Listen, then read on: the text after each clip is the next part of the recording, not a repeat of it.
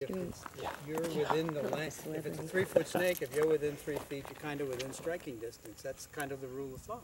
So that little guy we had this morning, as long as we stayed that far away from him, he really couldn't get us. I mean, he could threaten us, he could scare us, but they're really not to be feared.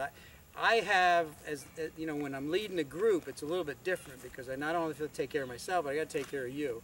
That snake, typically, I would have taken a couple of pictures of and walked right around it and kept on going. I would never have moved it.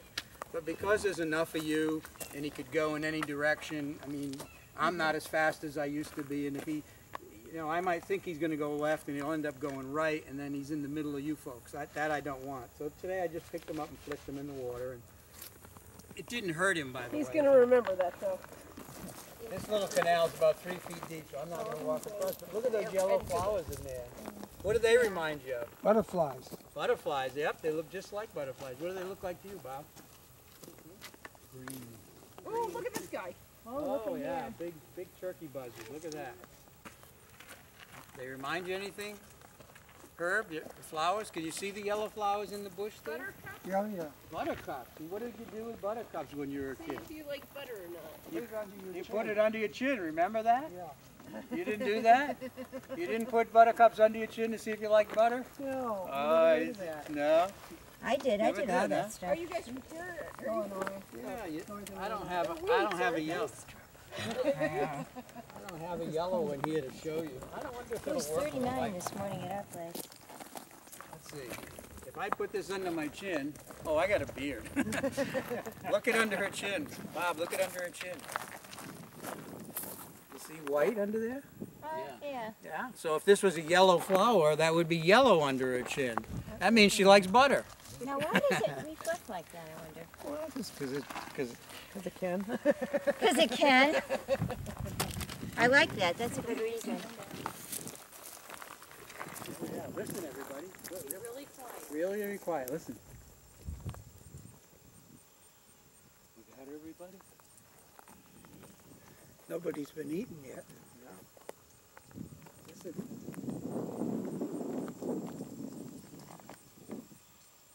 Can you hear the leaves tinkling through the trees? Is that what that is? Yeah.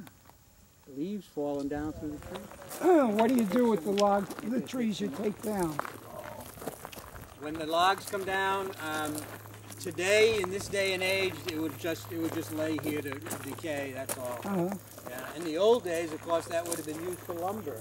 In fact, all of this area that we're walking in, and this little path we're on, this is an old railroad bed that was used before 1950 to do the lumbering of the cypress in here. This was a big lumber yard in here, big lumber forest, I should say.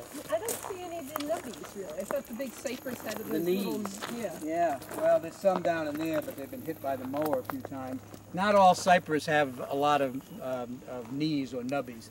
But you see this guy right here, you can see he's been hit by lightning and it's ripped right on down through, and now the birds are starting to open him up. See the holes where the woodpeckers get in, and of course that just, you know, that just adds to the quicker decay of the tree. And so he's not long for the world, and right now he's providing us a little shade. He's still struggling to put out some needles. You see he's got some new needles, and these here are still bare. They're just coming from the winter. They're dying. They're going to come back here soon. But this is what bald cypress looks like. Unfortunately, they came off in my hand. That's what bald cypress looks like. Would you like to feel one of those, Herb? What do you do with these trees when you take them down? They cut into lumber. This wood is very, this wood is very, they call it the eternal wood. Hardwood? Hardwood. It's very hard, and it resists rotting from water, and it resists rotting from bugs. In other words, So it's expensive. it's very expensive wood, yeah. It'd be good for fire pit. You mean for the fireplace? Yeah. No? Well, it's worth a lot more than that. It's worth a tree like this, because it's going to come down by itself, is probably worth something in the, you know, in furniture. A tree like that is probably worth a few $1,000s all by itself. Really? Yeah. We should be planning them. So, we should be. We should make use of it if it comes down, or will they? No, nobody's going to make use of it in here. Because you're not allowed to take Because it. not allowed to take anything in here. But if this was on your own property and it came down, and you could get somebody to saw it up. Someone might be able to bring their saw in. Well, we're not No, gonna, if you we're have not cypress on gonna, your we're not gonna property, do that So though. this would be used in wood I don't flooring. know. It could be used in wood flooring. It was used in the past. We don't use it at all anymore because it's a protected tree. So nobody uses it for anything anymore. But in the past, what it's been used for is building bridges, big timbers that don't rot. Bridges? Bridges, building bridges. This entire piece of property in back of us, when they did the lumbering in here between 1910 and 1957, all of that lumber went to Europe to rebuild the European cities after the wars. The government bought all of this cypress from this area and sent it to Europe to rebuild the cities. Is that all natural, or did you create the walking path beyond this? That used to be a tram. Oh. That's how it got developed, Oh, and that's why okay. it's so sturdy. And then what they did is they came in and they made the path for the trams when they were logging cypress, and they stopped like in the early 50s or 60s. It's just a baby tree. That's all it is. Just getting started. So it's going to turn out to be one of the big trees. One of the big trees, like that red one back there. Isn't it pretty? I smell it, great.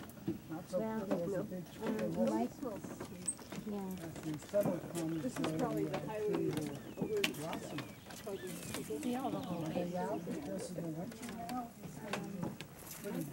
Yeah, that's because of the winter. That's right. Pilots look down and say, do you know about a fire in such and such a quadrant? And then we look up to see whether there is a legitimate legal burn going on. In other words, we come out here and burn sometimes on purpose. And they call that a prescribed burn. If there's no prescribed burn, then they would send an investigation unit out to see what's going on. And then from there it would grow depending on how big a fire it was. There's a lot of manual labor. Everybody thinks about hoses and water, but Hill Hiking Club, the Audubon Society. look at these beautiful plants. Nectar again. They're getting sugars so they can bring it back to the hive and make honey.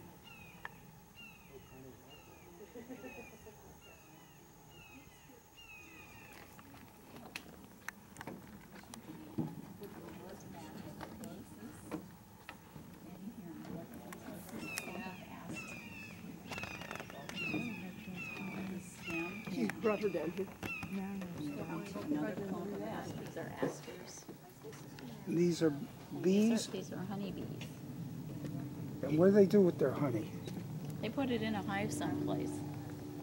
Now these are feral bees. These are wild bees. But they're the same bees, the same species of bees that you see in the white boxes that farmers have in your fields because they help pollinate the crops. These are wild bees, so they're not really working for anybody right now except themselves. So they take the honey back to the hive, and that's what feeds the new bees.